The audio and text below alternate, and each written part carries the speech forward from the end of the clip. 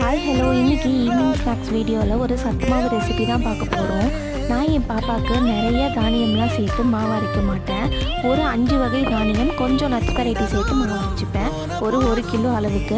Next time மாவு அரைக்கும் போது வேறு ஒரு 5 வகை தானியம் சேர்த்து மாவு அரைச்சிப்பேன். ஏன் அப்படி செய்கிறேன்னு பார்த்தீங்கன்னா, நிறைய தானியம்லாம் சேர்க்கும் போது குழந்தைங்களுக்கு டைஜஷன் ப்ராப்ளம் நிறைய வரும். இதனால தான் சின்ட்டு நமக்கு தெரியாமலே போயிடும். அதனால தான் நான் இந்த ஒரு ஐடியாவை எப்பயுமே ஃபாலோ பண்ணுவேன். வாங்க இந்த சத்து மாவு எப்படி ப்ரிப்பேர் பண்ணுறதுன்னு பார்க்கலாம். 3 டீஸ்பூன் மாவு எடுத்துக்கோங்க. கொஞ்சமாக காய்ச்சின பால் ஊற்றி மிக்ஸ் பண்ணிக்கோங்க.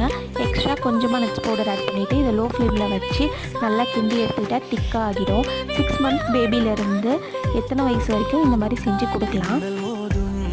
நான் என் பாப்பாவுக்கு 6 மாதத்துலேருந்தே இப்படி தான் செஞ்சு கொடுத்துட்டு வரேன் இப்போ வரைக்குமே. நீங்களும் ட்ரை பண்ணி பார்த்துட்டு கண்டிப்பாக கமெண்ட் பண்ணுங்கள். உங்கள் குழந்தையும் கண்டிப்பாக சாப்பிடுவாங்க. கொடுத்து பாருங்கள்.